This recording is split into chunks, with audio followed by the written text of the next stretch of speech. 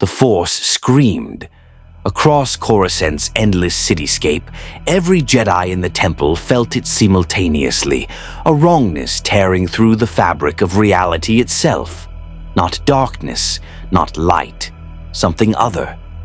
Master Yoda's ears flattened against his skull as he gripped his Geimer stick, ancient eyes widening at the impossible sensation rippling through the Force. Mace Windu's hand went to his lightsaber, purple blade igniting on pure instinct as the transparent steel windows of the council chamber suddenly blazed with emerald light. High above the Galactic Senate District, a wound opened in space. Not a hyperspace emergence, not a ship dropping from light speed. Reality itself fractured, green lightning crackling along the edges of a dimensional tear that shouldn't exist. Speeders swerved and crashed as drivers shielded their eyes from the blinding flash. Senate guards scrambled for weapons, shouting into comlinks. Clone troopers stationed at nearby military checkpoints raised their DC-15 blasters toward the sky, training overriding confusion. Through the breach came something that made seasoned warriors pause. A command ship emerged, sleek, angular, covered in armor plating that seemed to absorb light rather than reflect it.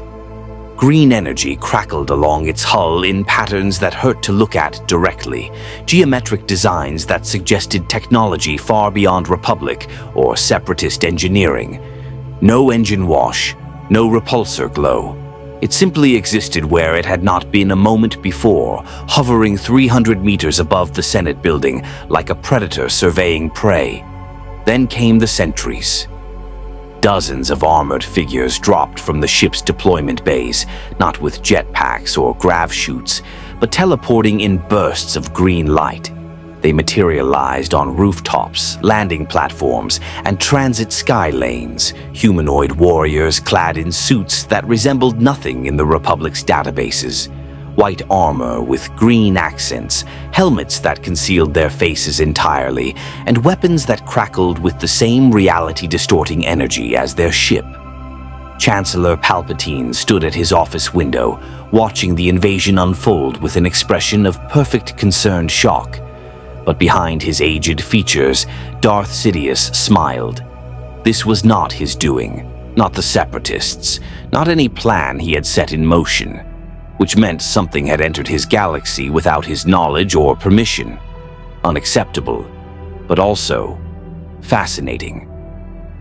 At the Jedi Temple, Obi-Wan Kenobi burst into the council chamber, robes billowing. "Masters, we're under attack. Unknown hostiles, origin unidentified. They're not using any technology we recognize. Anakin is mobilizing the Temple Guard, but..." The building shook. Not from explosions, from something worse. The Force itself felt like it was being rewritten, twisted into new configurations that violated everything the Jedi understood about the universe's fundamental nature. Younglings in the training halls cried out, overwhelmed by sensations they had no context to process. Padawans stumbled, their connection to the Force flickering like a hologram losing signal. "Invasion, this is," Yoda said grimly, moving toward the turbolift with surprising speed for his centuries of age. "But conquest they seek. Feel their purpose, I can. Domination. Assimilation. Familiar this pattern is. From the dark times echoes I sense." Mace Windu's jaw tightened. "We need to evacuate the younglings, get them to the lower levels, seal the temple. Whatever this is." Another tremor, stronger this time. Through the Force came an overwhelming presence, stepping through the dimensional breach, still hanging in Coruscant's sky. Not a presence of darkness or light, something that existed outside the binary, a will so absolute it seemed to bend reality around itself simply by existing. The figure descended slowly, deliberately, green energy crackling around his form like a personal storm.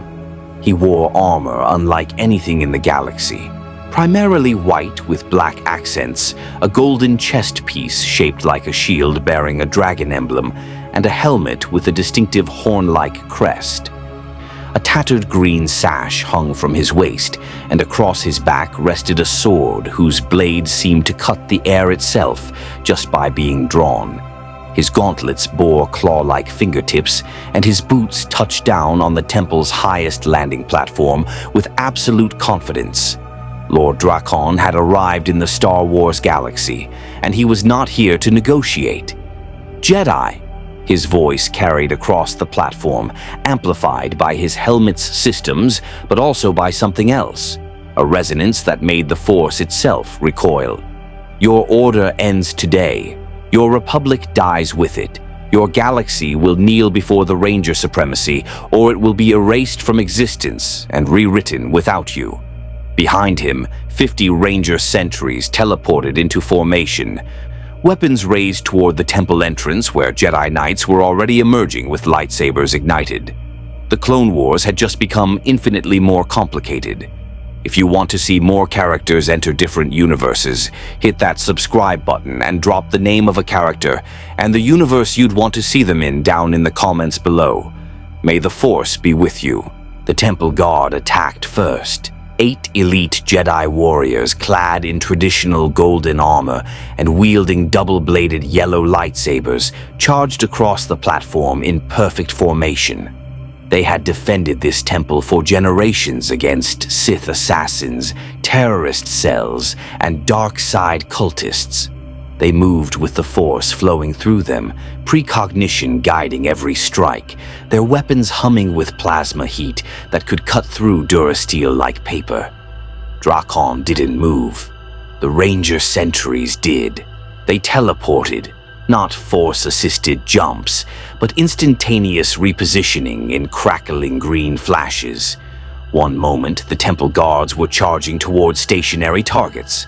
The next, they were surrounded, sentries appearing behind and beside them with weapons already firing. Not blasters, not slug throwers. Morphing grid energy blasts that struck with concussive force, sending armored Jedi tumbling across the platform. But the Temple Guards were not so easily defeated. They recovered mid-fall, using the Force to flip back to their feet, lightsabers spinning in defensive patterns that deflected the energy blasts back toward their attackers. One sentry took his own reflected shot and stumbled. Another lunged forward with a combat staff crackling with green energy, only to have it severed by a precise lightsaber cut. Then Drakkon moved. He crossed 30 meters in a single burst of speed that even Jedi precognition struggled to track. His sword, the Sword of Darkness, came up in a horizontal slash that met a Temple Guard's lightsaber block. The weapons connected with a sound like reality tearing, and the impossible happened. The lightsaber blade shattered, not deactivated, not knocked aside. The pure plasma containment field fractured like glass, energy dissipating into sparks as the guard stared at his ruined weapon in shock. Drakkon's follow-up strike was brutally efficient, a palm strike to the chest that sent the Jedi flying backward through the temple entrance, armor crumpled by the enhanced strength of Drakkon's morphed state. "Your weapons cannot harm me," Drakkon stated, advancing on the remaining guards. "Your Force cannot predict me. I have conquered 97 realities. I have slain gods, broken heroes, and rewritten the laws of entire universes. You are simply the next world to fall." The 7 remaining Temple Guards attacked in concert, their training overriding their shock.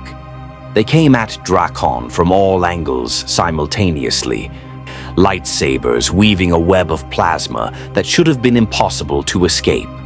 But Drakkon's dragon shield armor flared with green energy, and where the lightsabers should have struck home, they instead slid off harmonic fields that disrupted the plasma containment just enough to render the weapons useless. One guard managed to drive his blade toward Drakkon's exposed neck joint. The tyrant caught the weapon with his bare hand, his gauntlet's energy field containing the plasma without harm, and yanked the Jedi forward into a devastating knee strike that shattered ribs through armor. Behind him, the Ranger Sentries were methodically overwhelming the other guards through superior numbers and relentless coordination. These were not droids operating on programming. These were warriors who had once been heroes in their own realities, brainwashed and converted into Drakkon's perfect soldiers. They fought with skill, experience, and absolute obedience. Inside the temple, alarms wailed. Anakin Skywalker sprinted through the corridors, his Padawan Ahsoka Tano keeping pace beside him. Behind them came 20 Jedi Knights, a mix of species and specialties, all responding to the Council's emergency summons. Anakin's connection to the Force was stronger than most, and what he felt through it made his mechanical hand clench involuntarily.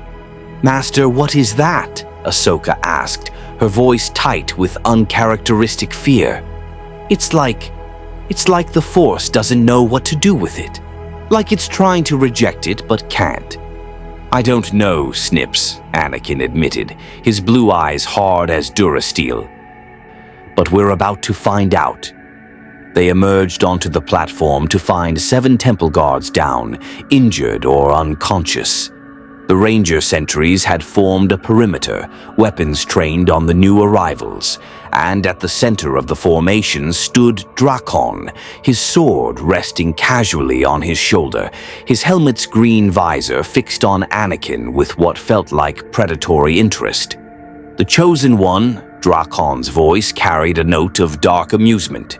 "The Force's prophesied savior. The one destined to bring balance. I've met hundreds of Chosen Ones in my conquests, boy. They all bled the same when I cut them down."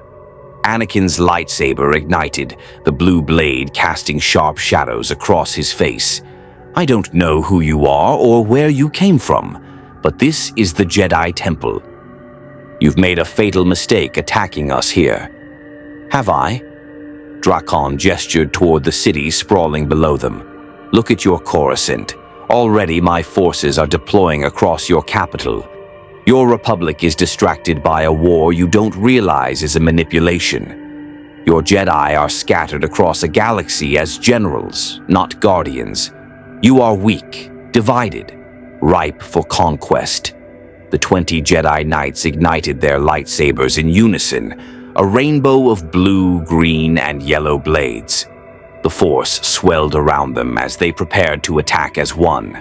Ahsoka's dual white lightsabers hummed as she dropped into a ready stance, her montrals twitching as she tried to sense Drakkon's next move and found only void where intuition should guide her.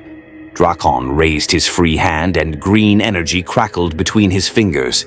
Not Force lightning, but something else entirely. Morphing grid power, the fundamental energy that had fueled heroes in his home reality, now corrupted and weaponized. "Come then, Jedi," the tyrant declared. "Show me if your order deserves to exist in my new galaxy." Anakin charged first, his fury and protective instinct overriding caution. Behind him, 20 Jedi Knights and 1 Padawan followed into battle against an enemy that should not exist, armed with weapons that should not fail, drawing on a force that suddenly felt terrifyingly inadequate. The battle for Coruscant's soul had begun. The Jedi Council chamber had never been designed for a siege. Obi-Wan Kenobi stood beside Mace Windu at the chamber's entrance, his lightsaber a steady blue line of defense as Ranger Sentries attempted to breach the sealed blast doors. Outside, the sounds of combat echoed through the temple's ancient halls, lightsabers clashing against impossible weapons, screams of wounded Jedi, and the crackling discharge of morphing grid energy that made every force sensitive in the building feel physically ill. "Masters, the younglings are secured in the lower meditation chambers," a wounded Jedi Knight reported, clutching a cauterized wound on her shoulder. "But these invaders, they're teleporting past our defensive positions. We can't establish a perimeter when they can simply appear behind our lines."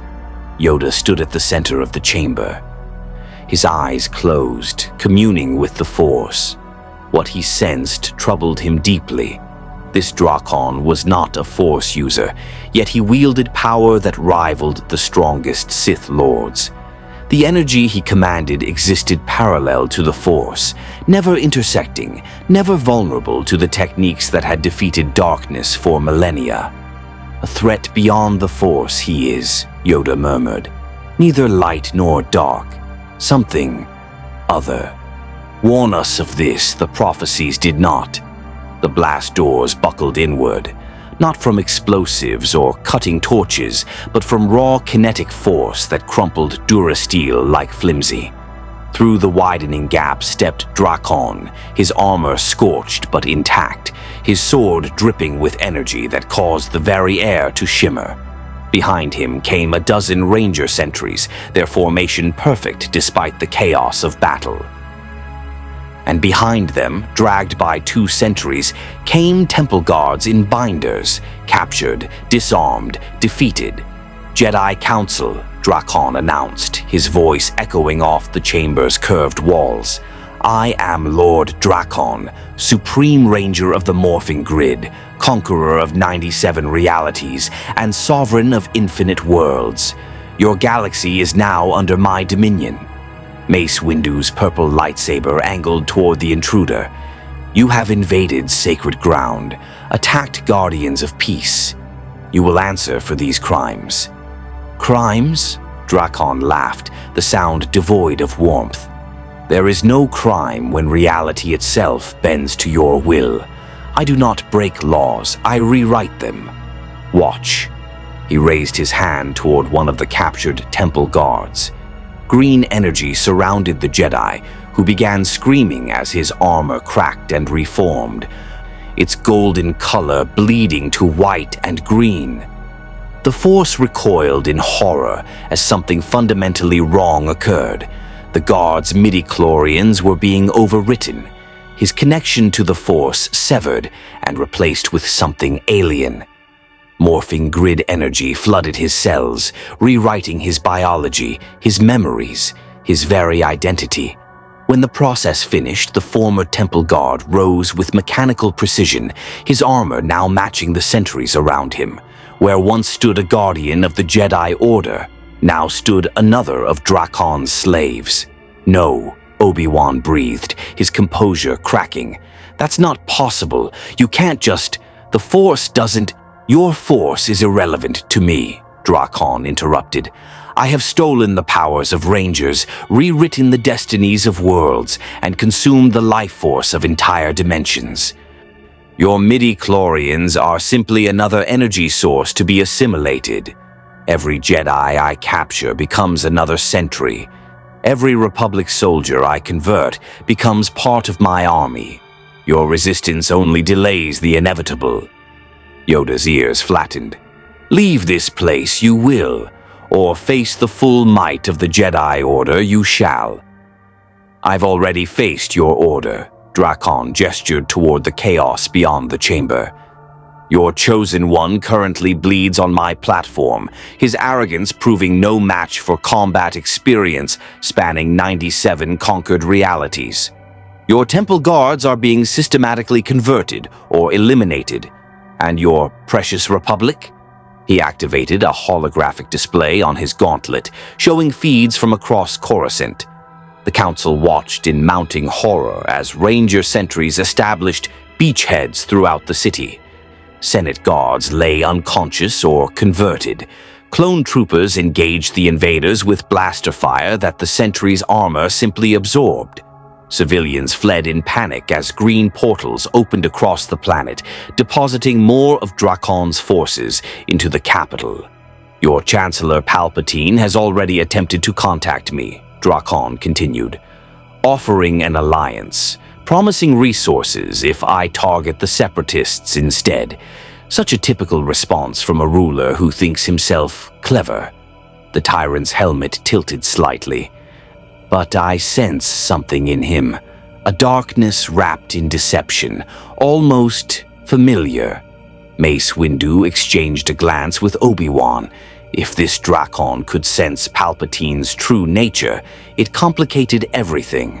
"You will kneel," Drakkon stated flatly, his sword pointing at each council member in turn.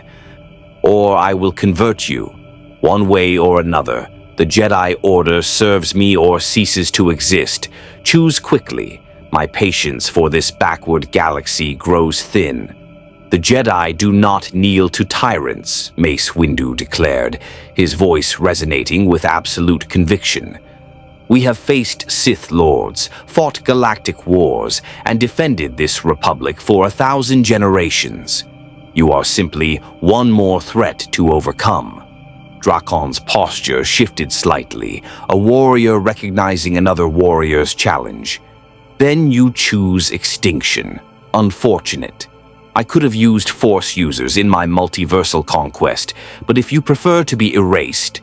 He raised his sword, and the morphing grid energy crackling along its blade intensified until the weapon seemed to cut through space itself. The Ranger Sentries advanced into the council chamber, weapons raised. The Jedi Council ignited their lightsabers, Mace Windu's purple, Obi-Wan's blue, Kit Fisto's green, and half a dozen others. Yoda's ancient blade sprang to life with a snap hiss that echoed through the chamber. "For the Republic," Obi-Wan said quietly. "For the Order," Mace Windu added. "For the Force," Yoda finished. They attacked together, 9 Jedi Council members and their most skilled knights against a conqueror who had already claimed 97 realities. The chamber exploded into violence, lightsabers meeting impossible blades, the Force clashing against morphing grid energy, wisdom and experience battling raw power and cruel ambition. Drakkon smiled beneath his helmet. This was what he lived for. The moment when heroes realized their ideals weren't enough, when their prophecies failed them, when destiny itself bent to his will. He would break them, convert them, or kill them, and then he would rewrite the Star Wars galaxy in his image. Anakin Skywalker had always been fast, trained by Obi-Wan Kenobi, honed by years of combat across the Clone Wars, enhanced by midi-chlorians in concentrations that defied measurement. His reflexes existed at the edge of what biology allowed.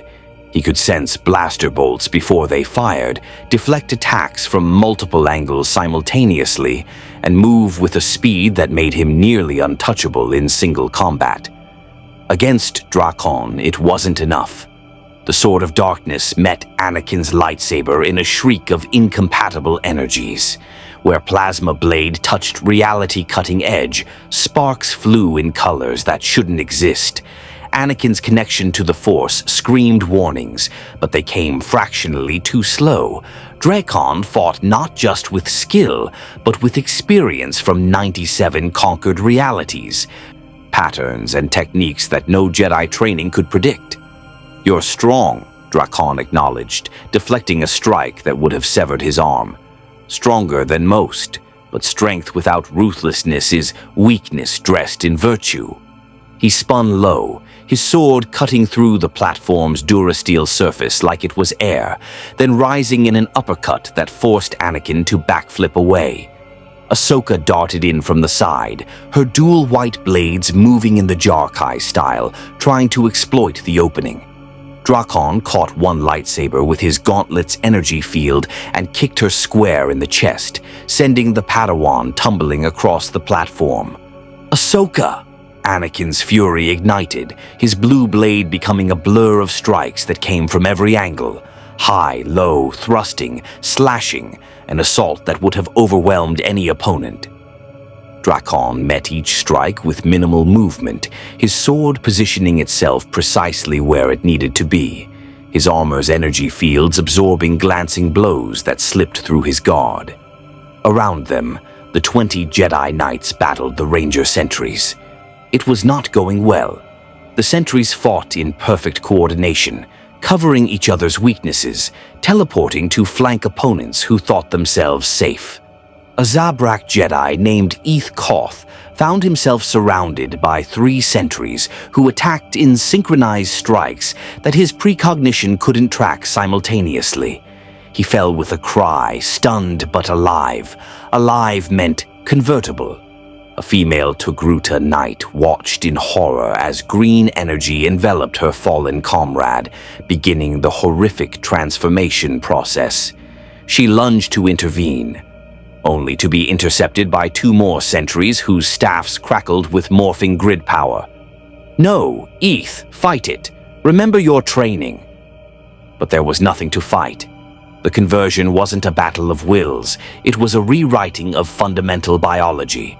Midi-chlorians overwritten, neural pathways reconfigured, identity erased and replaced with absolute loyalty to Lord Drakkon. Kit Fisto, the Nautilon Jedi Master, pressed his advantage against a group of sentries with his characteristic grin fading into grim determination. His green lightsaber moved in flowing water-style strikes, unpredictable and adaptive.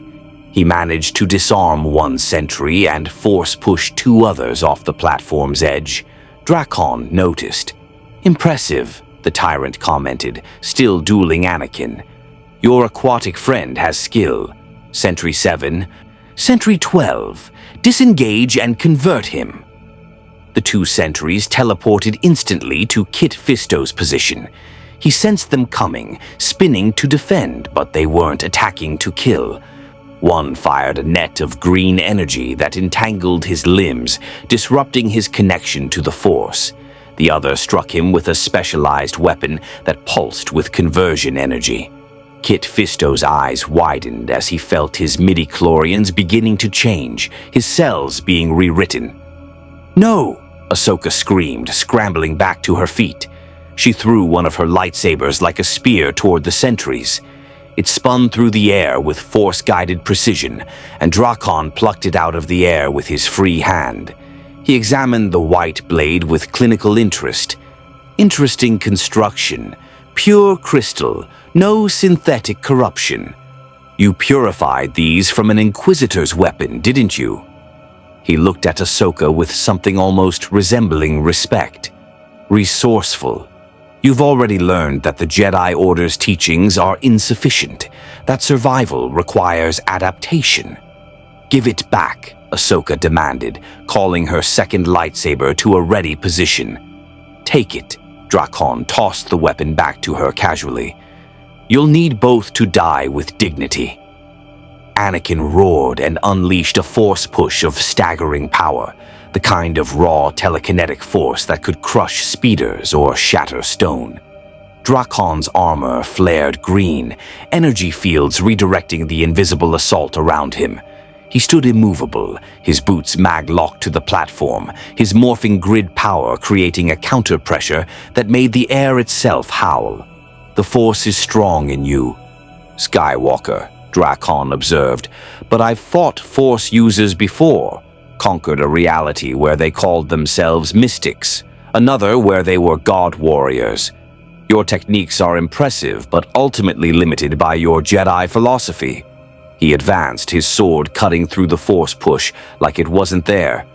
"You hold back, fear the dark side, cling to control. That weakness will kill you." "I'm not weak," Anakin snarled, his mechanical hand clenching his lightsaber so hard the hilt groaned. "Then prove it." Drakkon's sword came down in an overhead strike that carried the weight of his entire morphed strength behind it. Anakin raised his blade to block, and the impact drove him to one knee, the durasteel platform cracking beneath his boots from the transferred force. Their blades locked, energy screaming where they touched. Anakin could see his reflection in Drakkon's green visor, could see a young man filled with barely controlled rage, fear for those he was failing to protect, and a growing desperation that terrified him more than any enemy. "I know what you are," Drakkon whispered, his voice somehow cutting through the chaos. "The prophesied one who will bring balance. But balance to what? A corrupt republic, a dogmatic order. You're being used, Skywalker, manipulated by forces you don't understand. I could show you real power, real freedom." "I'll never join you," Anakin spat. "I don't want you to join me." Drakkon pushed forward, breaking the blade lock and forcing Anakin back 3 steps. I want you to understand what you're defending. Look around. Your order falls. Your temple burns. Your fellow Jedi are being converted into my soldiers. And where is your Chancellor? Where is your Republic? Where are the reinforcements? Anakin did look, and what he saw made his blood run cold. 8 Jedi Knights were down, being converted. Kit Fisto struggled against green energy cocoon. Ahsoka fought 3 sentries simultaneously, barely holding her ground. The temple entrance belched smoke where fires had started, and in the sky above more green portals were opening, depositing additional Ranger Sentries. Coruscant was falling. Your destiny is in balance, Drakkon declared, his sword pointed at Anakin's heart. It's a choice. Submit to the order that chains you, or embrace the power to save those you love. The dark side your Jedi fear? I've seen true darkness. I've conquered it, wielded it, and I remain myself. You're insane, Anakin breathed. No, Drakkon corrected. I'm free. And soon, this entire galaxy will share that freedom, whether it wants to or not. The tyrant raised his hand, and every Ranger Sentry on the platform teleported simultaneously to new positions surrounding the remaining Jedi. They formed a perfect circle of white and green armor, weapons raised, ready to convert or kill on their master's command. Drakkon's command ship descended lower, its shadow falling across the temple. Conversion bays opened along its hull, ready to process the captured Jedi. And through the Force, Anakin could feel the terror spreading across Coruscant as civilians realized the Republic couldn't stop this invasion. Last chance, Chosen One, Drakkon offered. Kneel and I'll spare your Padawan. Refuse and watch her become another of my sentries. Choose quickly. Destiny waits for no one. Anakin looked at Ahsoka, at the fallen Jedi, at the burning temple. His lightsaber shook in his grip as rage and helplessness warred within him. The dark side whispered seductively, promising the power to end this threat. The light side counseled patience, trust in the Force, faith that help would come. But both sides agreed on one thing. He was not strong enough. Not yet. Not as he was. Drakkon smiled beneath his helmet, sensing the turmoil. Another hero breaking. Another chosen one learning that prophecy meant nothing against absolute power. The destiny of the Star Wars galaxy hung by a thread, and Lord Drakkon held the blade that would cut it. The holographic projector in Palpatine's office displayed feeds from 17 different locations across Coruscant, each showing the same grim reality. The Republic was losing. Senate guards overwhelmed by teleporting sentries, clone trooper battalions retreating under sustained morphing grid bombardment, civilian sectors evacuating in panic as green portals deposited more invaders throughout the city planet.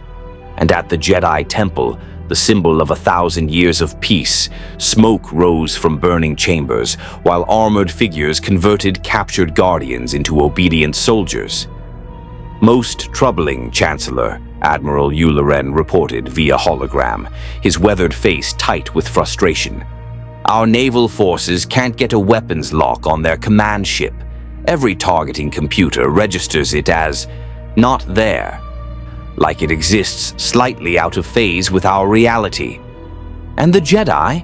Palpatine asked, his voice perfectly calibrated to convey grandfatherly concern.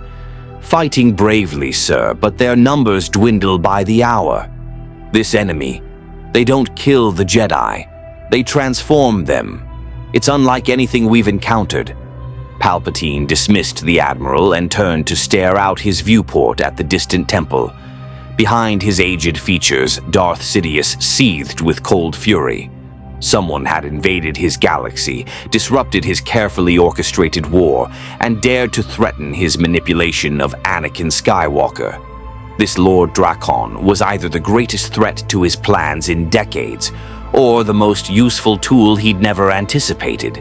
The comm on his desk chimed. Incoming transmission. Unknown origin, encryption protocols that shouldn't exist. Palpatine answered.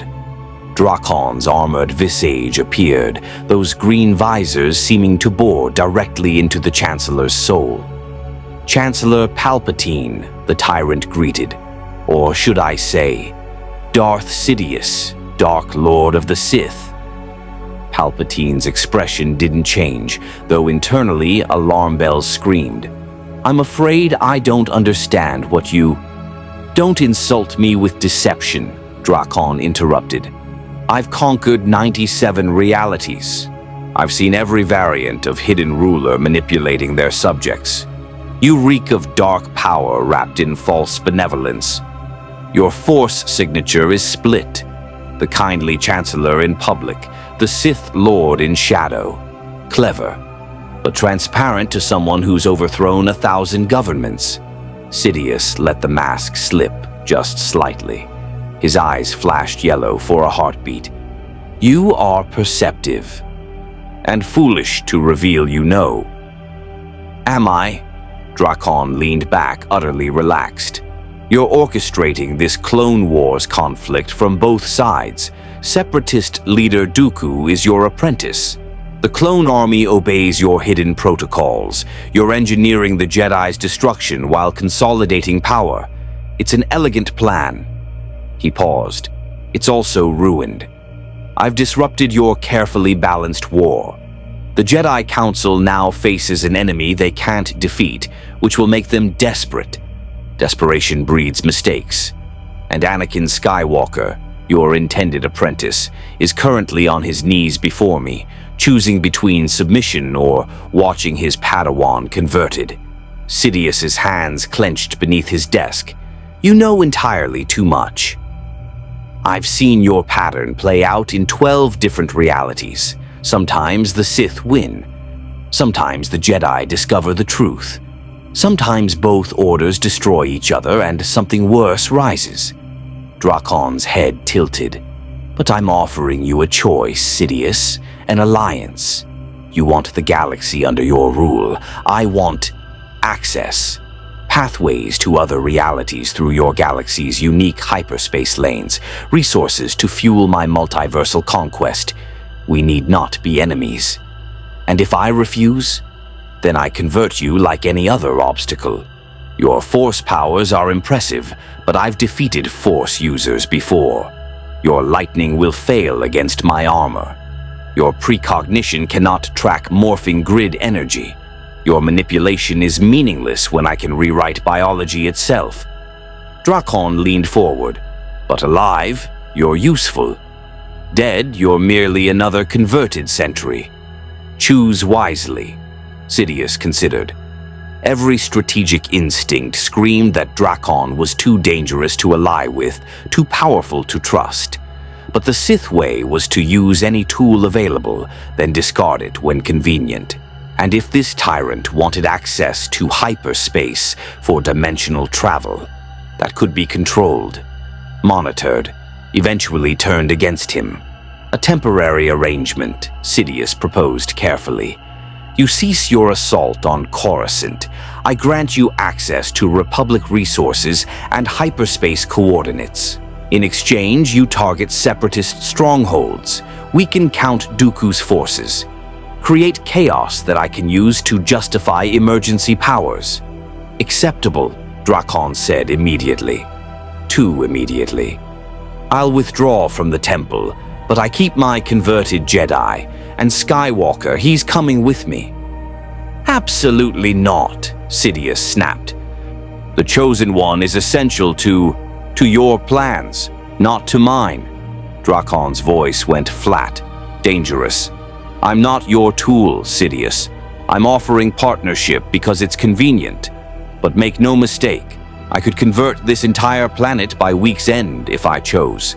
Skywalker will accompany me to separatist space.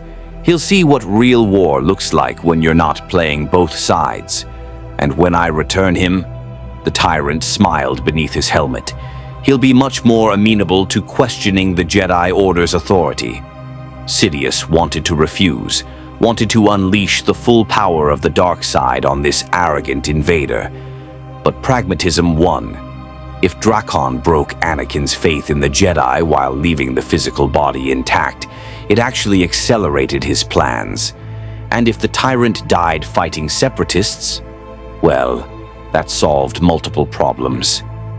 1 month, Sidious stipulated.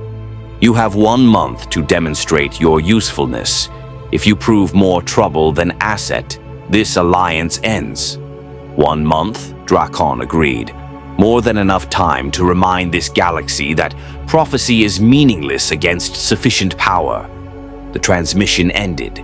Sidious sat in silence, calculating probabilities, weighing risks. Lord Drakkon was a wild variable in equations that had taken decades to perfect. But the Sith had always thrived on chaos, turning disorder into opportunity. And if this alliance faltered, well, Sidious had already begun researching the morphing grid phenomenon.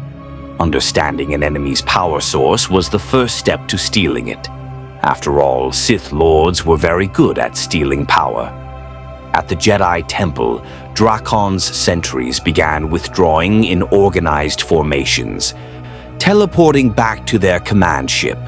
But they took their prizes, 14 converted Jedi, including Ethkoth and Kit Fisto, their armor now white and green, their eyes empty of individual will, and dragged in energy binders between 2 sentries came Anakin Skywalker, unconscious and bleeding, his choice made for him when Drakkon had knocked him out, rather than force a decision that would break his spirit prematurely. Ahsoka Tano watched from the burning platform, held back by Obi-Wan Kenobi's firm grip, tears streaming down her face. "Master! Master!" But Anakin couldn't hear her, couldn't see the temple he'd failed to defend, couldn't know that he was about to be forged into something the Jedi Order had never anticipated, not quite fallen, not quite redeemed, but fundamentally changed by a conqueror who understood destiny's true nature. It was a lie that clever men told to justify their plans. The Separatist Council gathered in their heavily fortified bunker on Raxus Secundus, watching holographic reports with mounting confusion. "This makes no sense," Wat Tambor's mechanical voice buzzed. "Republic forces retreating from Coruscant, the Jedi Temple attacked by unknown hostiles. Our intelligence networks are reporting complete chaos in the core worlds. Perhaps our Sith Lord patron has moved ahead of schedule," Sandhill suggested, his moon features creasing with thought. "Count Dooku assured us the war was progressing according to plan. But if Sidious has deployed some secret weapon, I deployed nothing." The holographic image of Count Dooku materialized, his elegant features tight with poorly concealed irritation. "This invasion was not orchestrated by our master. It's an unexpected complication." Newt Gunray leaned forward, his Neimoidian eyes narrowing. "Then who attacks Coruscant? If not the Separatists, and not some Republic false flag operation, then what forces could penetrate their capital's defenses so completely?" "Someone who doesn't respect the sides we've drawn," Dooku said grimly. "Someone who sees both Republic and Separatist as equally insignificant. Lord Sidious has reached an understanding with this invader. They will be targeting our holdings next." The council erupted in overlapping protests, Poggle the Lesser's Geonosian cliques mixed with Pascal Argenti's outraged declarations. Wat Tambor's vocabulator stuttered, trying to keep pace with his furious objections. The carefully coordinated Separatist alliance, built on corporate interests and political grievances, suddenly faced an enemy that threatened their fundamental existence. "Order!" Dooku's command silenced them instantly.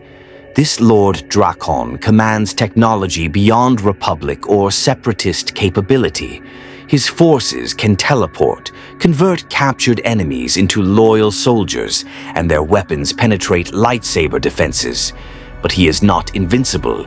He requires resources, time to establish footholds, and his forces, while formidable, are finite. "So what do you propose?" Sandhill asked carefully. "We destroy him before he destroys us," Dooku stated flatly. "Every droid factory, every warship, every separatist asset focuses on this new threat. The war with the Republic becomes secondary to our survival. If Drakkon believes he can simply conquer our alliance the way he claims to have conquered 97 other realities, he will learn that the Separatists did not build this military infrastructure to surrender it to an upstart tyrant." Wat Tambor nodded, his mechanical brain already calculating production schedules. "We have 7 million battle droids ready for deployment, another 3 million in production. If we prioritize anti-teleportation field technology and electromagnetic pulse weapons—" "Do it," Dooku commanded. "Spare no expense. This enemy can be beaten, but only if we marshal every resource at our disposal." The Council set to work with grim efficiency. What they didn't know was that Drakkon was listening to every word, having infiltrated their communication networks the moment his command ship entered the Star Wars galaxy. Information was power, and Drakkon had learned long ago to control both before enemies even knew war had begun. Aboard his command ship, now in hyperspace heading towards Separatist space, Drakkon stood in his throne room examining his prizes. 14 converted Jedi sentries stood in perfect formation, their former identities completely erased. Kit Fisto's distinctive head tails now emerged from white and green armor. Koth's Zabrak horns bore the same paint scheme. Each had been masters or knights, skilled warriors with decades of training. Now they were his weapons, utterly loyal, impossibly dangerous. But his attention focused on the unconscious figure suspended in an energy field at the room's center. Anakin Skywalker hung there, battered and bruised but alive, his breathing steady despite his injuries. The Chosen One, the prophesied savior of the galaxy, the single most powerful Force-sensitive in millennia, according to the Jedi's own records that Drakkon had pulled from the temple's databanks before withdrawing. "Interesting specimen," Drakkon mused, walking around the suspended Jedi. "Your midi-chlorian count exceeds every recorded measurement. Your potential borders on limitless. But potential is wasted on the fearful." He gestured to a sentry. "Awaken him. Carefully. I want him functional, not enraged." The energy field shifted, delivering a controlled stimulus that brought Anakin back to consciousness. His eyes snapped open, immediately taking in his surroundings, the throne room, the converted Jedi, his own imprisoned state. His mechanical hand clenched reflexively, reaching for a lightsaber that wasn't there. "Where's Ahsoka?" First words out of his mouth, not demanding release, not threatening revenge. Concern for another before himself. Drakkon noted this with approval. "Alive and unharmed, I left her at the temple." Drakkon moved to stand directly before Anakin. "You made no choice, so I made it for you. Knocked you unconscious rather than force you to watch your Padawan converted. You're welcome." "You're insane if you think I'll—" "Help me," Drakkon interrupted. "I'm not asking for help. You're a prisoner and hostage, but you're also an opportunity. The Jedi raised you with chains, Skywalker, taught you to fear your emotions, deny your attachments, suppress the very things that make you powerful. I'm going to show you what happens when those chains are removed." Anakin struggled against the energy field, the Force surging around him in barely controlled waves. "I'll never turn against the Order. Never become your slave like—" He looked at Kit Fisto's empty expression. "Like what you did to them." "I don't want to convert you," Drakkon said, surprising the Jedi. "Your value is precisely that you can still choose, that you can witness what I'm about to do to the Separatists and understand the difference between power wielded with purpose versus the Jedi's pathetic restraint." He gestured to a viewport showing the swirling colors of hyperspace. We're heading to a separatist droid foundry on Hypori. 1 million battle droids, 50,000 super battle droids, a fortress planet designed to withstand Republic assault. And you're going to attack it, Anakin said flatly. I'm going to conquer it, Drakkon corrected. With 14 converted Jedi and 200 Ranger Sentries, no fleet, no army. Just sufficient power applied with absolute precision. You'll watch from your cell, see what true strength accomplishes, and when it's done, he leaned close to the energy field, you'll begin questioning every lesson your precious order ever taught you. The Jedi will come for me, Anakin warned. I'm counting on it, Drakkon smiled. The more Jedi that come, the more sentries I gain. Your order is a recruitment pool for my army. Every rescue attempt strengthens me. Every hero who tries to stop me becomes another weapon in my arsenal. He turned away. Rest, chosen one. Hypori awaits, and after we crush it, I'll show you Geonosis. Then Sereno. Then every separatist stronghold until they kneel or die. The energy field shifted, putting Anakin into forced stasis. The young Jedi's last conscious thought was of Ahsoka's face, watching helplessly as he was dragged away. Fury and shame warred within him, along with something else, a terrible curiosity about whether Drakkon was right. Could the Jedi teachings he'd struggled with his entire life truly be chains? Was his constant battle with attachment and emotion truly weakness, or had the Order mislabeled strength as danger?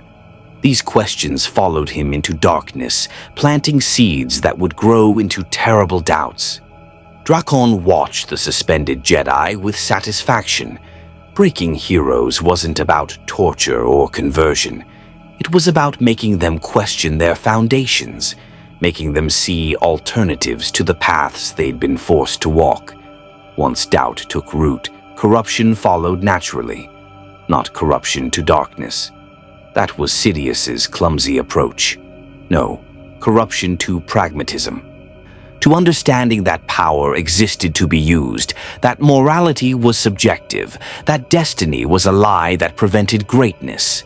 Anakin Skywalker would not become Drakkon's servant.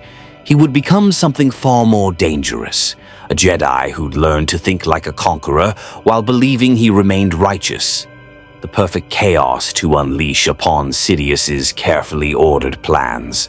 Hypori appeared through the viewport like a wound in space, a gray industrial world covered in droid manufacturing facilities, shield generators, and automated defense platforms. Separatist warships orbited in defensive formation, Munificent-class frigates and Providence-class carriers bristling with turbo-laser batteries. Long-range sensors detected Drakkon's command ship the moment it dropped from hyperspace, and alarms wailed across every Separatist installation. "Unknown vessel, you have entered restricted Separatist space," a mechanical voice broadcasted. "Identify yourself or be destroyed." Drakkon didn't bother responding. His ship accelerated toward Hyperi, not bothering with evasive maneuvers as the Separatist fleet opened fire. Turbo laser bolts that could vaporize starfighters struck his vessel's shields and simply vanished. Not absorbed, not deflected. The morphing grid energy field surrounding his ship existed slightly out of phase with standard matter, allowing projectiles to pass through without impact. In the Fortress Command Center on Hypori's surface, General Grievous watched the tactical display with growing irritation. The cyborg general's mechanical eyes tracked the impossible vessel that shrugged off firepower that would have crippled a Republic cruiser. His forearms twitched, each hand resting on a lightsaber taken from fallen Jedi. "Concentrate fire on that ship," Grievous barked at the droid commanders. "All batteries, maximum intensity." 100 turbo lasers fired simultaneously. The barrage would have destroyed a small moon. Against Drakkon's command ship, it accomplished nothing. The vessel descended through the planetary shields, which somehow failed to recognize it as a threat, and hovered over the primary droid foundry complex. Its bay doors opened. 14 converted Jedi sentries dropped from the ship, accompanied by 200 Ranger Sentries. They fell like meteors, but teleported in bursts of green light before impact, materializing inside the foundry's secured areas. Alarms shifted from general alert to full invasion protocol. "Droids," Grievous commanded. "Mobilize all units. Crush these invaders." 1,000,000 battle droids activated across Hypori's surface. B-1 models marched in perfect formation, their vocabulators chattering, "Roger, Roger," in electronic unison. B-2 super battle droids stomped forward with wrist-mounted blasters charging. Droideka destroyer droids rolled into position, shield generators humming to life. Crab droids, spider droids, and Octoptara combat droids emerged from underground deployment bays. It was a force designed to overwhelm even a full Jedi battle group. Against Drakkon's forces, it was merely target practice. The converted Jedi sentries moved with an efficiency that would have horrified their former order. Kit Fisto's body fought with all his aquatic grace, but stripped of mercy or hesitation. His white and green armor crackled with morphing grid energy as he tore through battle droid formations, his enhanced strength crushing metal chassis like tin. Ethkoth's former personality had specialized in force barriers. Now that defensive expertise was weaponized, creating energy shields that reflected blaster fire back at attackers while he advanced relentlessly. The Ranger Sentries teleported constantly, never staying in one position long enough for the droids' targeting computers to track. They appeared behind enemy lines, fired devastating morphing grid energy blasts, then vanished before return fire could connect. It was asymmetric warfare perfected, mobility versus numbers, quality versus quantity, and winning decisively. In his cell aboard the command ship, Anakin watched through a viewport that Drakkon had deliberately left active. The young Jedi's hands pressed against the energy barrier, helpless to intervene as he witnessed the slaughter. No, not slaughter. Droids weren't alive. This was destruction. Systematic, efficient, terrible. "They fight without passion," Anakin murmured, watching Kit Fisto's converted form. "Without anger or fear or anything. Just killing." "They fight without limitation," Drakkon's voice came through a speaker. "Without the Jedi's precious restraint, without questioning every action through a lens of outdated morality. They simply accomplish their objective, like any good soldier should." "That's not a soldier," Anakin shot back. "That's a puppet. You erased who they were." "I removed their weakness," Drakkon corrected. "Their doubt, their attachment to identity that prevented maximum efficiency. Would you prefer they fought while handicapped by conscience, while pausing to consider whether droids deserve mercy?" The tyrant's tone turned mocking. "Wait, the Jedi don't consider droids alive.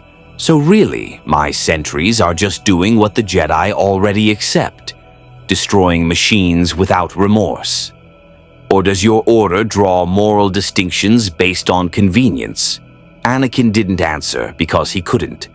The Jedi did destroy droids by the thousands without ethical debate, considered them property, not people, yet they preached respect for all life.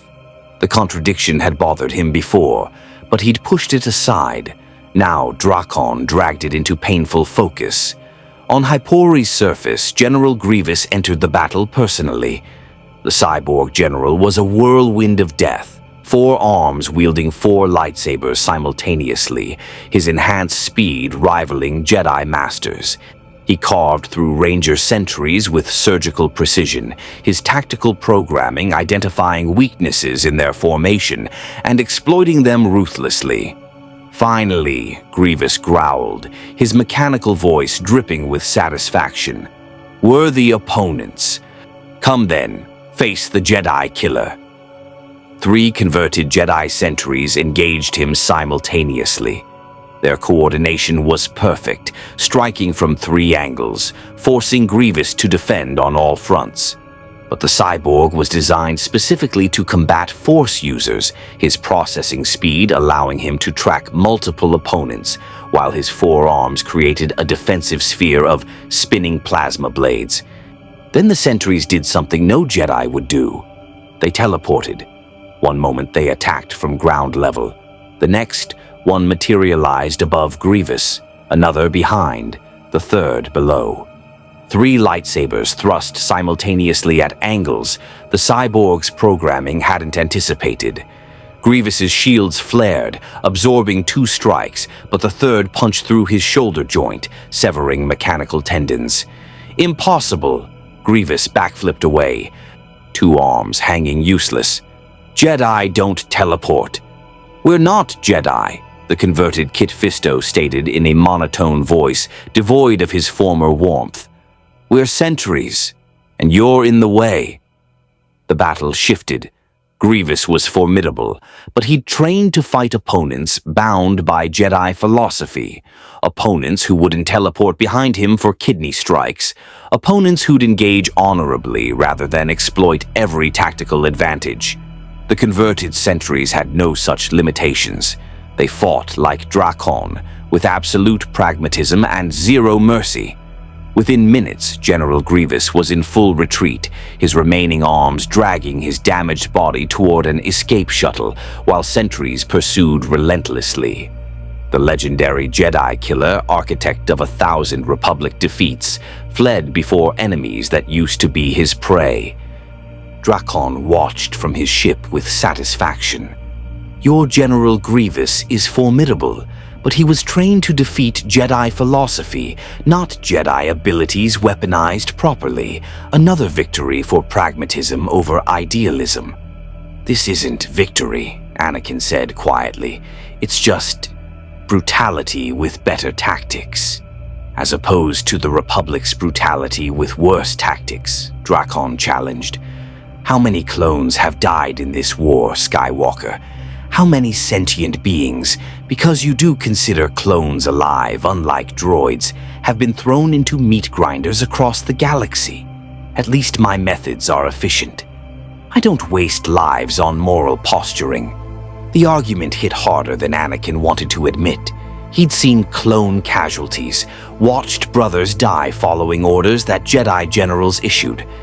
Was there truly a moral difference between Drakkon's converted sentries who fought without choice and clone troopers bred to fight without choice?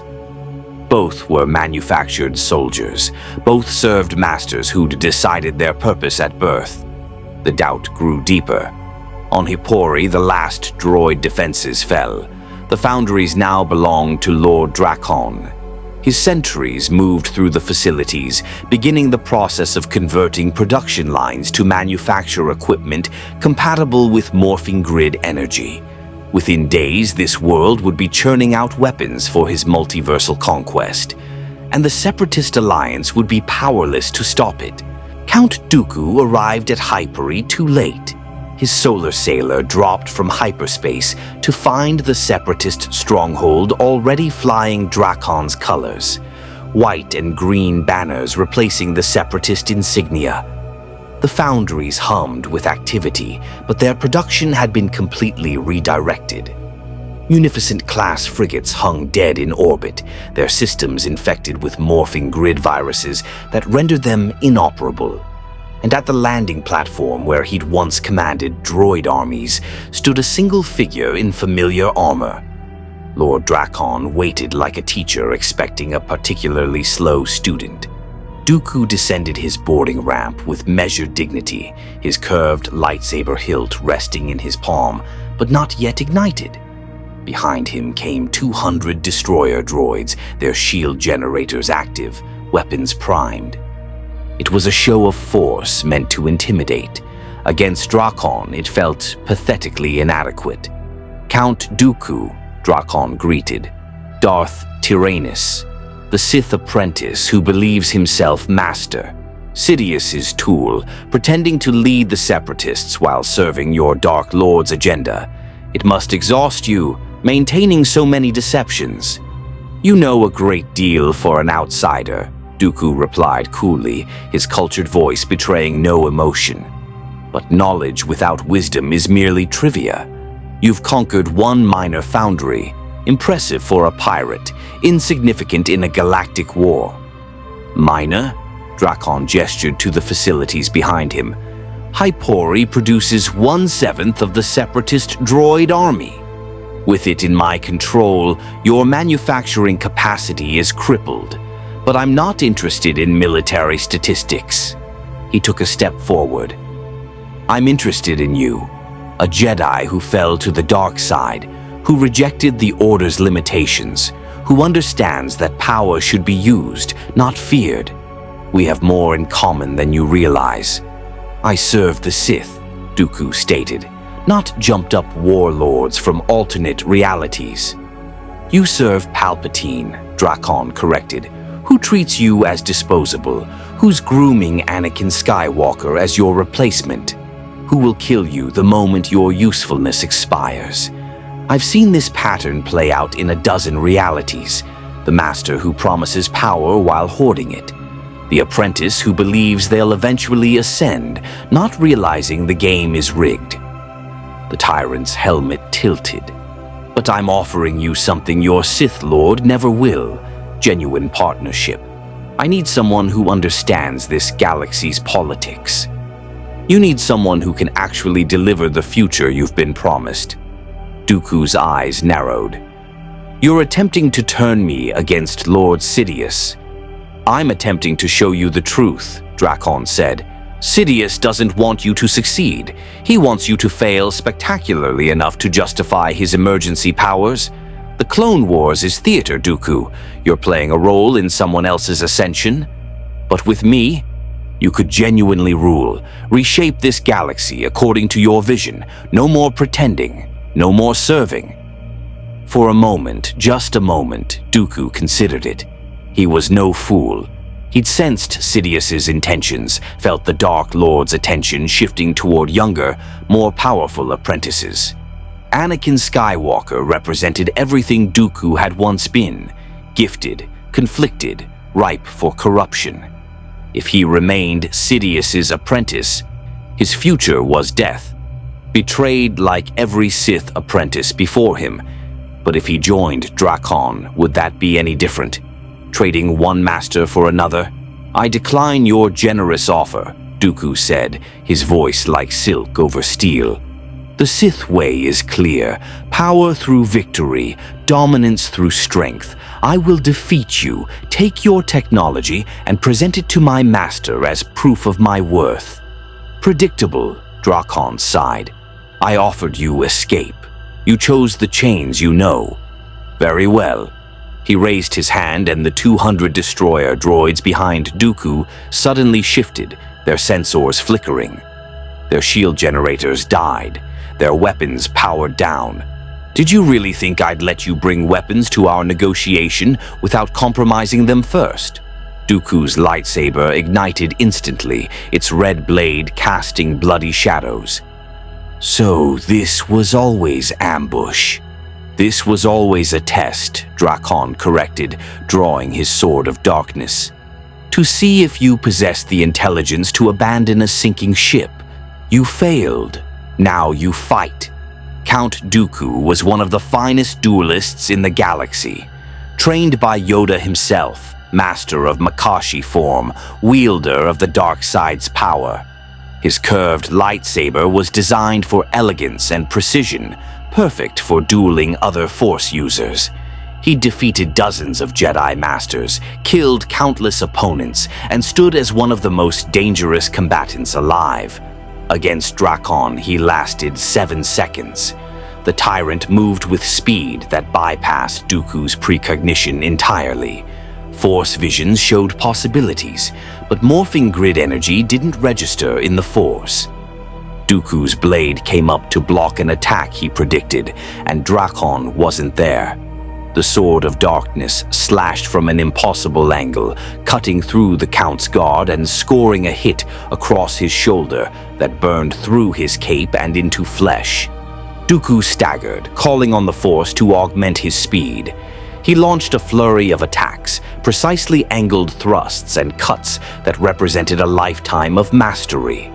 Drakkon deflected them almost casually, his sword meeting each strike with minimal movement, his armor's energy fields absorbing glancing blows. "You're fast," Drakkon acknowledged, "skilled, experienced, but you're also old, slower than you were, and your dark side power." He caught Dooku's blade on his own, holding it effortlessly despite the Count pushing with Force-enhanced strength. "I've fought dark side wielders whose power would make Sidious look like a frightened child. Your lightning will tickle. Your rage will amuse me. Your technique means nothing." Dooku proved him wrong, barely. The Count channeled the dark side with desperate intensity, Force lightning erupting from his fingertips in a torrent of blue-white energy. The attack would have killed most opponents instantly. Against Drakkon's armor, it crackled harmlessly across the Dragon Shield's energy fields, redirected and grounded without causing damage. "Impossible," Dooku breathed. "Inevitable," Drakkon corrected, and his counterstrike was devastating. The Sword of Darkness swept up in an arc too fast to track, cutting through Dooku's lightsaber hilt and severing the weapon. The blade deactivated instantly, leaving the Count defenseless. Drakkon's follow-up strike was a precision cut across both of Dooku's hands, severing tendons without removing limbs. The Count fell to his knees, his hands useless, his weapon destroyed. Above him, Drakkon's sword rested against his throat. "I could kill you," the tyrant said conversationally. "Take your head as a trophy, but that would be wasteful.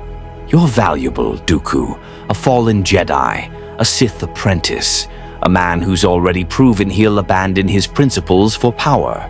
Perfect conversion material." "No," Dooku said, his cultured voice finally showing fear. "Not that. Kill me, but don't." Green energy surrounded him. Dooku screamed as his midichlorians began overwriting, his connection to the Force severed and replaced with morphing grid resonance. His robes burned away, replaced by forming armor, white plates, green accents. The physical agony was nothing compared to the psychological horror of feeling his identity being systematically erased, replaced with absolute loyalty to the being who defeated him. Aboard the command ship, Anakin watched the conversion through the viewport, his face pale. No, he was a Sith Lord. He was one of the most powerful. He was overconfident, Drakkon's voice came through the speaker. Assumed his Force powers made him invincible, learned too late that other realities have other powers. Now he's my sentry, his knowledge of this galaxy's politics intact, his skills preserved, his will completely mine. The process completed. Count Dooku rose, his armor now matching the other sentries, his eyes empty of individual thought. The man who'd orchestrated a galactic war, who'd killed countless Jedi, who'd believed himself destined for greatness. Erased, replaced with a loyal soldier in Drakkon's army. "This is who you trust, Skywalker," Drakkon continued. "Sidious, a master who'll use you until someone better comes along. The Jedi Order, teachers who feared your power instead of nurturing it. Both sides see you as a tool. Neither offers genuine partnership." His voice hardened. "I don't need you as a sentry. I need you functional, questioning, angry. Because when you finally break, when you realize your precious Order and Republic are built on lies, you'll reshape this galaxy voluntarily. No conversion required." Anakin's hands clenched into fists. Rage boiled within him, at Drakkon for the manipulation, at himself for considering the tyrant's words, at the Jedi for never giving him clear answers, at Palpatine for whatever hidden agenda the Chancellor pursued. The dark side whispered sweetly, promising power to end all this. The light side counseled patience that felt increasingly like cowardice. And in the middle stood Anakin Skywalker, the chosen one, realizing that prophecy meant nothing if he didn't know which side to choose. Drakkon smiled beneath his helmet. The seed had sprouted. Now it just needed time to grow into the chaos that would consume Sidious's carefully ordered galaxy. The Jedi Council reconvened in emergency session, but the chamber felt emptier than ever before. Master Yoda sat in his chair, diminished by losses that no 900-year lifespan had prepared him for. Mace Windu stood with arms crossed, his expression carved from stone as he processed reports from across the galaxy. Obi-Wan Kenobi paced restlessly, unable to find the calm center that had always been his foundation. Around them, the surviving council members, Plo Koon, Shak Ti, Ki-Adi-Mundi, wore expressions of grim determination mixed with barely concealed fear. 17 Jedi lost, Mace stated, his voice heavy. 14 converted to this. Sentry state, 3 killed in combat. Kit Fisto, Eth Koth, now Count Dooku, all turned into weapons against us. And Anakin, he couldn't finish the sentence. Alive, he is, Yoda said with forced certainty. Feel him in the Force, I still can. Conflicted, angry, but not converted. Not yet. Not yet, Obi-Wan repeated bitterly. But how long before Drakkon breaks him? Anakin's always struggled with attachment, with fear, with anger. This tyrant knows exactly which pressure points to exploit. Every moment he's in Drakkon's custody is another moment he's being poisoned against everything we've taught him. Then we mount a rescue, Shak Ti proposed. Strike Hyperi with overwhelming force. Retrieve Anakin before... Before what? Mace interrupted. Before we lose more Jedi to conversion. Drakkon wants us to attack. Every rescue attempt becomes a recruitment opportunity for his army. We'd be delivering more victims directly to him. The holographic projector activated, showing Chancellor Palpatine's weary face. Masters, I have grave news. Lord Drakkon has seized 3 more separatist strongholds, Geonosis, Metalorn, and Castel. His forces now control approximately 30% of the separatist manufacturing base. Count Dooku is confirmed captured or killed. The Separatist Council is in chaos, and several member worlds are considering surrender to this invader rather than face conversion. The enemy of our enemy, Ki-Adi-Mundi mused. Drakkon is devastating the Separatists far more effectively than our Republic forces ever did. Perhaps we should allow him to continue. Let the 2 threats destroy each other. At what cost? Obi-Wan demanded. Every world he conquers becomes part of his empire. Every soldier he converts joins his army. We're not watching 2 enemies destroy each other. We're watching one enemy consume another and grow stronger. Today it's separatists. Tomorrow it's Republic worlds. Where does it end? It ends when someone stops him, a new voice interrupted. The council chamber doors opened. Ahsoka Tano stood there, no longer in Padawan robes, but in combat armor scavenged from the temple's arsenal. Her white lightsabers hung at her belt, and her expression held a determination that made her look years older than her age. Padawan Tano, Mace began. You should be in the meditation chambers with the other... I'm done meditating, Ahsoka interrupted, her voice sharp enough to cut. My master is out there, being tortured by a tyrant who's turning Jedi into slaves. And we're sitting here debating strategy like this is just another military problem. It's not. It's Anakin. And I'm going after him. Alone you cannot face Drakkon, Yoda warned. Powerful he is, beyond any enemy we have known. Then I'll die trying, Ahsoka said simply. But I won't abandon him. Isn't that what the Jedi teach? That we don't leave people behind? Or does that only apply when it's convenient? The question hung in the air, accusing in its directness. Obi-Wan felt it like a physical blow because she was right. The Order preached compassion, attachment-free but caring. Yet when genuine attachment drove someone to risk everything for another, they counseled caution, strategic withdrawal, the greater good. Maybe Anakin had been right to question those teachings. "I'll go with you," Obi-Wan said quietly, before he could second-guess himself. "Anakin is my former Padawan, my responsibility. If there's any chance to bring him back, I have to take it." "Master Kenobi," Mace started. "Don't," Obi-Wan interrupted, his voice steel beneath the civilized accent. "Don't tell me it's too dangerous. Don't tell me we need to think of the Order first. Anakin risked everything for this Order, fought in a war we made him general of despite him being barely more than a knight, and now he's paying the price for our decisions. I'm going."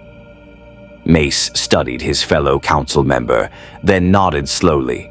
"Then go with the Force. But Kenobi, if you can't save him, if Drakkon has already turned him too far." He didn't finish, but the implication was clear. Kill him, rather than let him become another sentry. "Understood," Obi-Wan said, the word tasting like ash.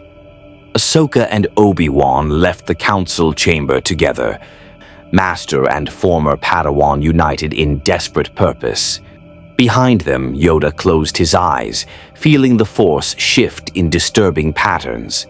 The Chosen One's destiny was fracturing, splitting into possibilities that terrified even someone who'd witnessed centuries of galactic change. Aboard Drakkon's command ship, now stationed above the conquered foundries of Geonosis, Anakin stood before a viewport watching the planet below. The energy field that had imprisoned him was gone.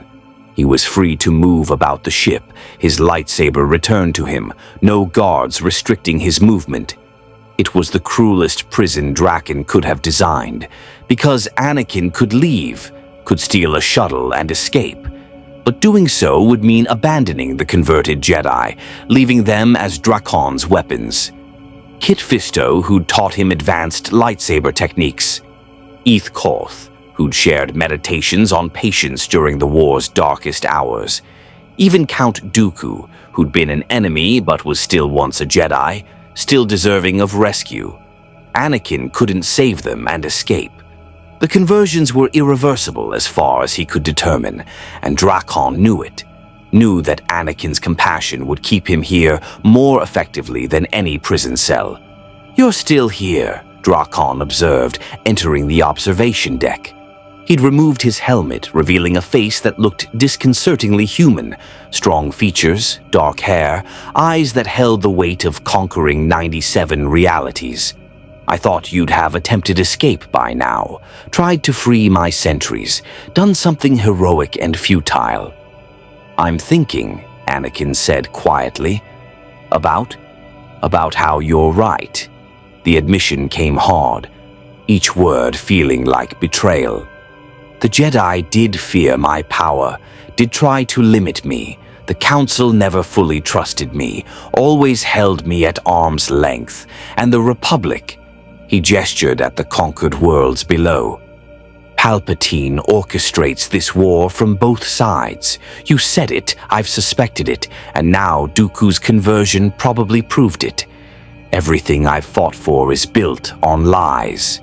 Finally, Drakkon said with genuine satisfaction, "You see clearly." "But you're still wrong," Anakin continued, turning to face the tyrant. "The Jedi have flaws. The Republic is corrupt. But that doesn't make your way right. Converting people into slaves, conquering worlds, erasing identities. You talk about freedom, but all I see is another form of tyranny, just more honest about what it is." Drakkon studied him for a long moment. "You know what makes you interesting, Skywalker? You're still trying to find the right answer, the correct choice, the path that lets you be both powerful and good. But life doesn't work that way. Power requires sacrifice. Goodness requires compromise. You can't have both fully. You have to choose which matters more." "Then I choose goodness," Anakin said. "Flawed, limited, frustrating goodness over efficient tyranny. For now, Drakkon smiled, but convictions change when tested, and I'm about to test yours thoroughly. He activated a holographic display showing incoming Republic ships. Your Jedi friends are mounting a rescue. Obi-Wan Kenobi and your Padawan Ahsoka leading a strike force of 20 Jedi Knights and 5 Republic cruisers. They're coming to save you. Anakin's heart leapt, then plummeted as he realized the trap. You're going to convert them. Only if they attack, Drakkon said reasonably. I've sent them my terms. Surrender peacefully, retrieve you unharmed, and leave. Or fight, lose, and join my sentry army. The choice is theirs. I'm giving them the same option I gave you, rational surrender or heroic suicide. They'll fight, Anakin whispered. They're Jedi. They don't surrender to tyrants. I know, Drakkon's smile widened. Which proves my point perfectly. The Jedi would rather die than compromise their principles, even when compromise would save lives. That's not virtue, Skywalker. That's pride wearing a mask of righteousness, and pride always leads to fall. Through the viewport, Anakin watched the Republic fleet drop from hyperspace. 5 Venator-class star destroyers, bristling with turbo lasers and carrying thousands of clone troopers.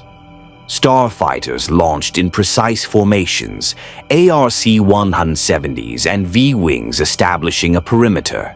It was overwhelming force, the kind of military response that would crush most threats.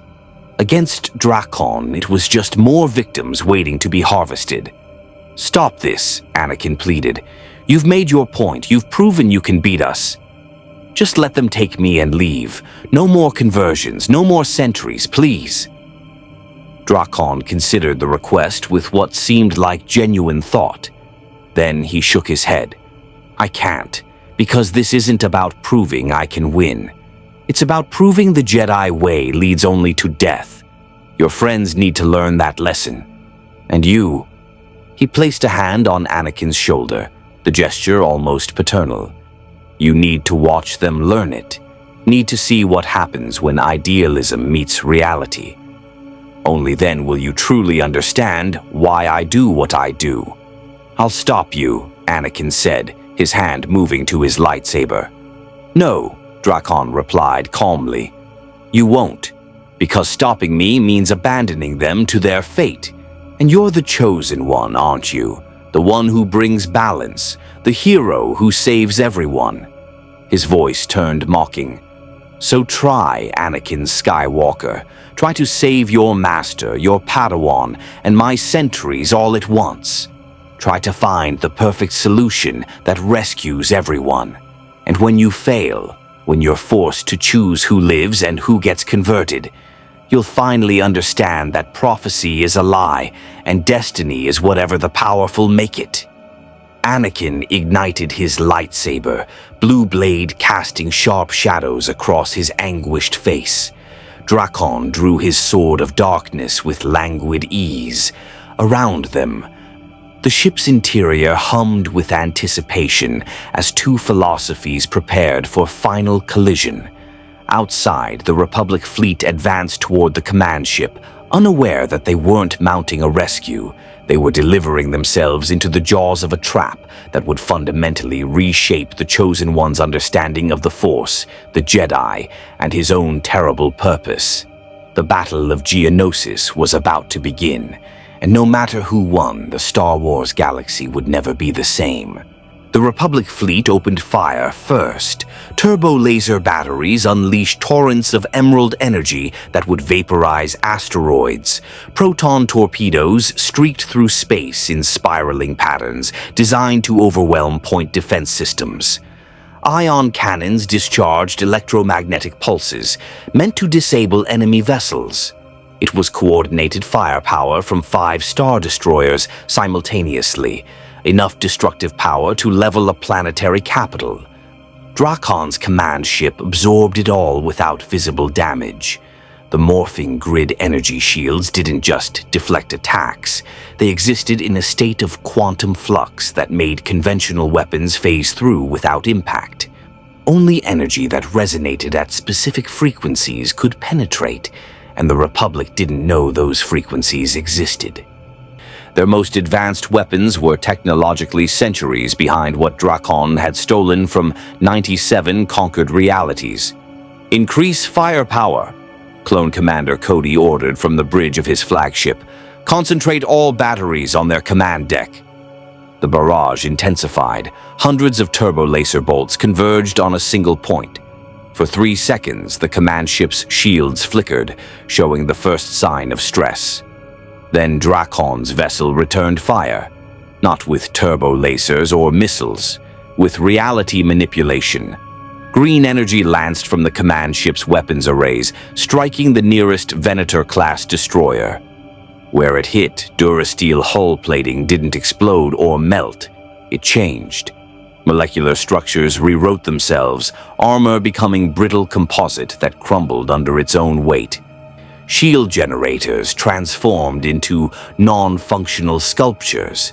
Crew members in the affected sections found their equipment dissolving into component atoms as morphing grid energy rewrote physical laws in localized areas. The Venator listed, its structure compromising, emergency bulkhead sealing as entire decks became uninhabitable.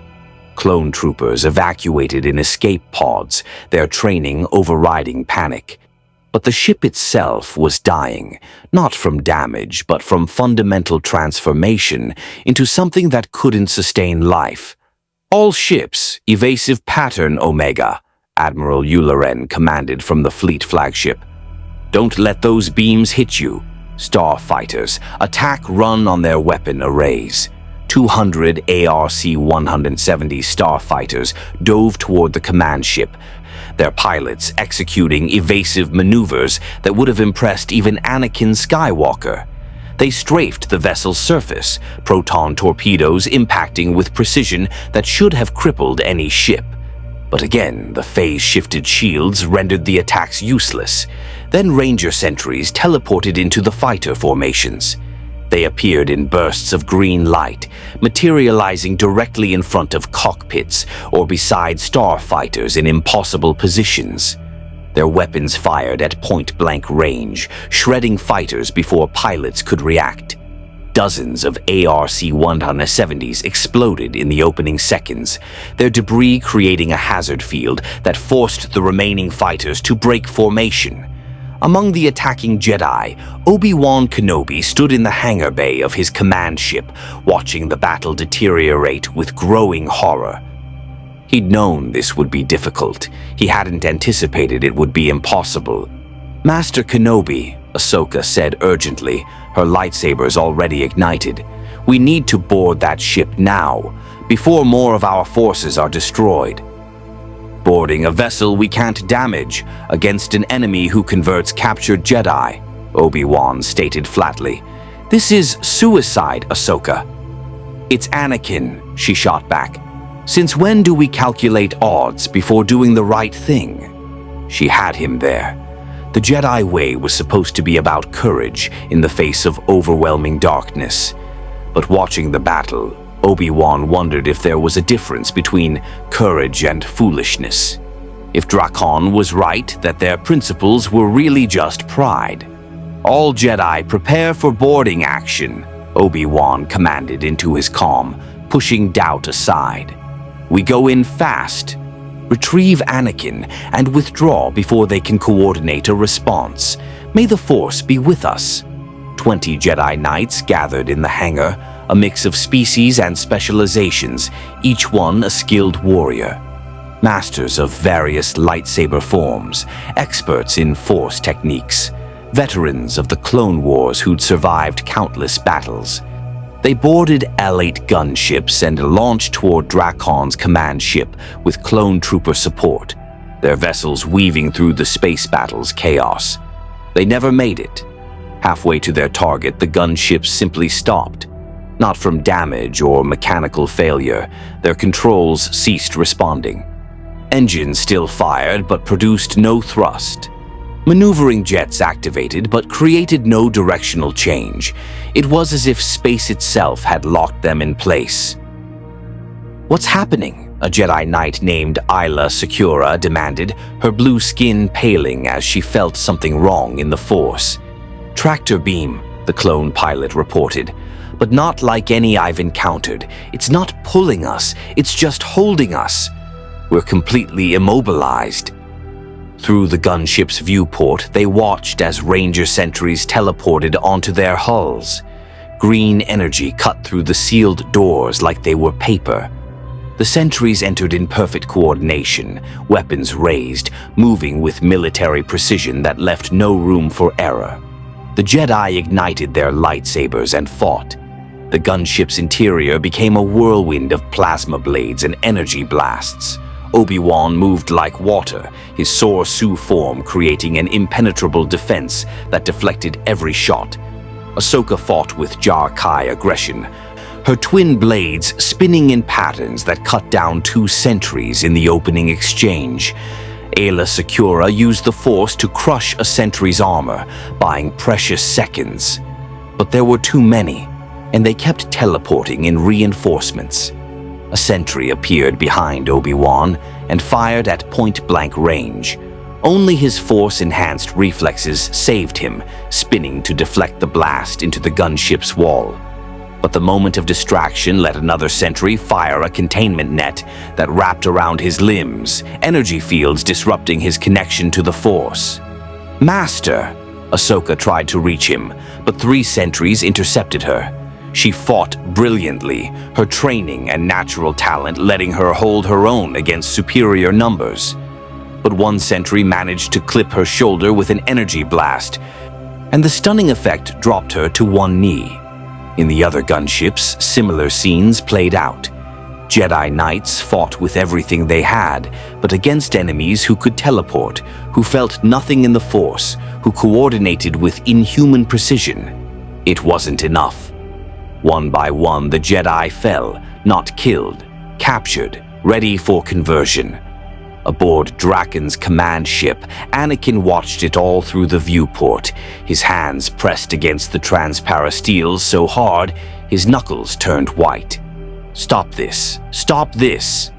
"I offered them terms," Drakkon said calmly, standing beside him. "Peaceful retrieval. They chose battle. This is their consequence. They're heroes. They're trying to save me." "They're fools dying for pride," Drakkon corrected. "Watch, Skywalker. Watch what the Jedi way accomplishes. Courage without strategy. Virtue without pragmatism. Sacrifice without purpose." He gestured to the scene below. "Your master is about to become my sentry. Your Padawan will follow. And it's happening because they believed in prophecy, in the Force's will, in destiny. All lies, all meaningless. Power is the only truth, and I have more of it." Anakin couldn't breathe, couldn't think. The dark side screamed at him to unleash his fury, to destroy Drakkon regardless of cost. The light side whispered patience, faith that the Force would provide a way. But neither offered a solution. Neither gave him the power to save everyone. He was the chosen one, and he was powerless. In the captured gunship, Obi-Wan felt green energy beginning to wrap around him as sentries initiated the conversion process. His last thought before the pain started was a simple apology. "I'm sorry. Anakin, I failed you, just like I failed Qui-Gon. I'm not the teacher you needed." Ahsoka fought the energy with everything she had, her montrals twitching as she tried to channel the Force against the conversion. But morphing grid power didn't operate on the same principles. It simply overwrote what existed with what Drakkon desired. Her armor began changing color. White. Green. No. Then, impossibly, the conversion stopped. Every sentry froze simultaneously. The green energy dissipated. The captured Jedi collapsed, gasping, their midi-chlorians still intact. Around the battlefield, Drakkon's forces withdrew in perfect synchronization, teleporting back to their command ship without explanation. Anakin spun from the viewport to stare at Drakkon in confusion. "What are you doing?" The tyrant's helmet tilted as if listening to something only he could hear. "Interesting. Your Chancellor Palpatine is more resourceful than I anticipated. He's deployed some kind of force weapon, a ritual actually. Ancient Sith technique, trying to sever my connection to the morphing grid." Drakkon actually laughed. "It won't work, of course, but the audacity deserves acknowledgement." He turned to face Anakin directly. "I'm giving you your friends back, Skywalker, unharmed, unconverted, because I've proven my point. The Jedi threw everything at me and failed. They should be my sentries, but I'm showing mercy." His voice hardened. "So when you return to them, when they ask what happened here, you tell them the truth. You tell them that Lord Drakkon could have erased the Jedi Order from existence, that only his choice let them survive. And you tell them," he stepped closer, his voice dropping to barely above a whisper, "that the Chosen One watched it all happen and couldn't stop any of it. That prophecy meant nothing. That destiny is a lie. That power is the only truth." "Why?" Anakin demanded. "Why let us go?" "Because dead martyrs inspire resistance," Drakkon explained.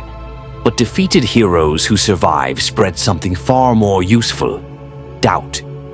Your order will question why they lived, wonder what price was paid, suspect each other of hidden bargains. You'll tear yourselves apart without me lifting another finger." He gestured toward the hangar. "Your shuttle awaits. Take your friends and leave. Return to your republic, your council, your war. Try to forget what you learned here." "I won't forget," Anakin promised darkly. "Good," Drakkon replied, "because in 6 months, when your republic is still fighting its pointless civil war, when Sidious makes his final move against the Jedi, when everything you believed in crumbles, you'll remember that I offered you the truth, and you'll wish you'd listened." Anakin wanted to argue, wanted to fight, wanted to do something heroic that would prove Drakkon wrong. But he couldn't, because deep down, in a place he didn't want to acknowledge, he feared the tyrant was right. He gathered the rescued Jedi, Obi-Wan, Ahsoka, and the others, all shaken but alive, and left the command ship. The Republic fleet limped away from Geonosis, their victory hollow, because they'd survived only through their enemy's mercy. Drakkon watched them go, his expression unreadable beneath his helmet. Then he turned to his converted sentries, Kit Fisto, Eth Koth, Count Dooku, and 12 others. "Begin Phase 2. We've destabilized the Jedi. Now we destabilize the Sith. Palpatine thinks he can manipulate me. Time to teach him what happens when pawns become players." The command ship jumped to hyperspace, leaving the conquered Geonosis behind. Across the Star Wars galaxy, the Clone Wars continued, but beneath the surface, something had fundamentally changed. Lord Drakkon had arrived. The Chosen One had witnessed his own inadequacy, and the carefully orchestrated destiny that Sidious had spent decades arranging was beginning to fracture in ways no prophecy had predicted. The Jedi Temple stood intact but wounded, its walls bearing scorch marks from an invasion that had redefined what was possible. In the council chamber, Anakin Skywalker delivered his report with mechanical precision, his voice devoid of the passion that usually colored his words. He described Drakkon's power, the converted Jedi, the ease with which the tyrant had defeated everything they'd thrown at him, and the mercy that felt more like humiliation. Yoda listened in silence, his ancient eyes seeing more than Anakin's words revealed. The Chosen One had been broken, not by conversion or torture, but by forced confrontation with his own limitations. The prophecy said he would bring balance to the Force. But what if balance required more than the Jedi way offered? What if the galaxy's salvation demanded someone willing to walk between light and dark, using whatever worked rather than clinging to dogma? These thoughts were heresy. Yoda knew it, but he also knew that heresy and truth often wore the same face. "Rest, you must," Yoda told Anakin gently. "Traumatic your experience was. Time to heal you need." Anakin nodded and left without argument, which worried Obi-Wan more than protests would have. His former Padawan was changing, questioning, doubting, and Obi-Wan had no wisdom to offer because he was doubting too.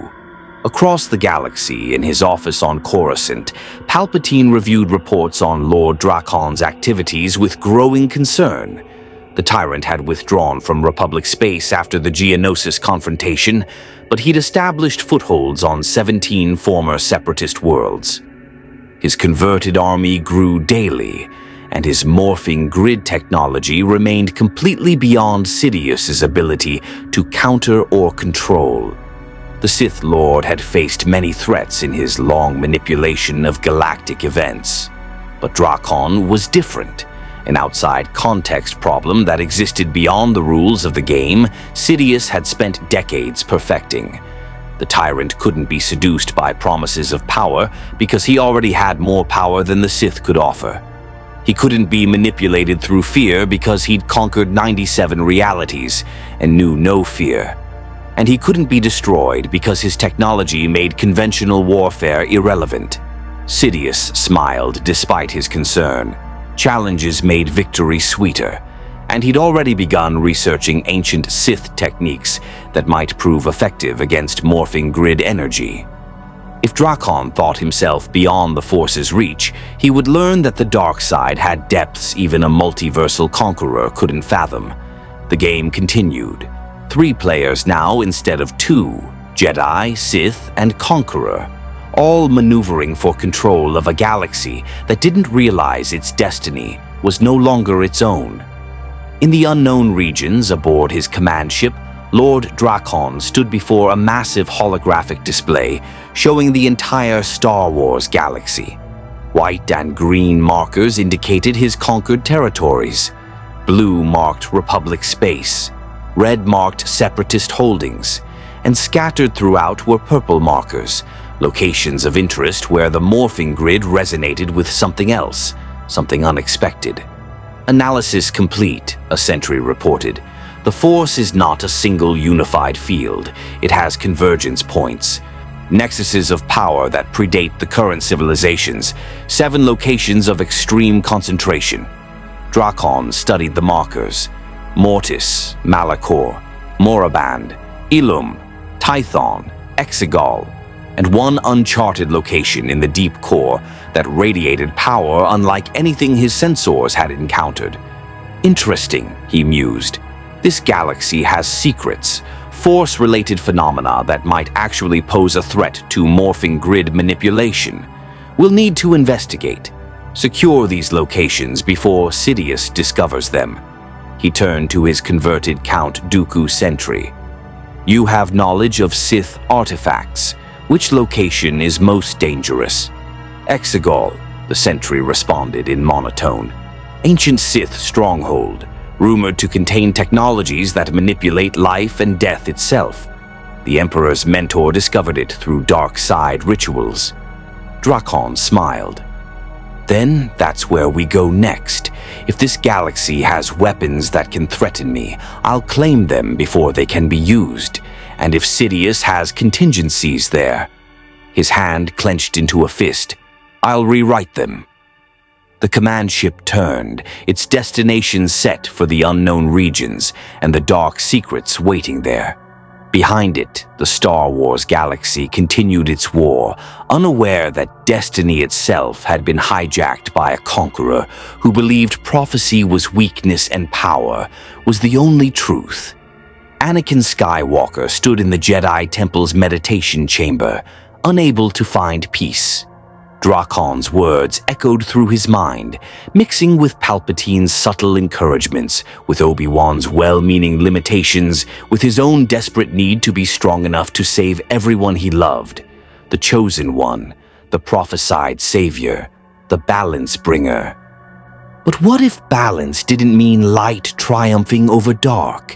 What if it meant someone willing to use both, to walk the line between, taking strength from passion and wisdom from peace? What if the Jedi and Sith were both wrong, and the answer lay in something neither order had considered? These thoughts terrified him, but he couldn't silence them. Across the galaxy, three forces prepared for collision. The Jedi Order, desperate to preserve a peace already lost. The Sith, manipulating events toward empire and domination. And Lord Drakkon, the conqueror from beyond reality, who intended to rewrite this galaxy's destiny entirely. The Clone Wars had been merely prelude. The real war for the soul of the Star Wars universe was only beginning, and when it ended, nothing would remain unchanged. Not the Jedi, not the Sith, not the Republic. And especially not Anakin Skywalker, who'd glimpsed a future where prophecy meant nothing and power meant everything. The Force whispered warnings of catastrophe. Balance approached, but not in the way anyone expected. And Lord Drakkon smiled in the darkness, knowing that chaos was simply opportunity, wearing a frightening mask. The galaxy far, far away would learn what it meant to face a tyrant who'd already conquered 97 realities. And it would learn that some destinies couldn't be predicted, controlled, or escaped, only survived. May the Force be with you. More stories await.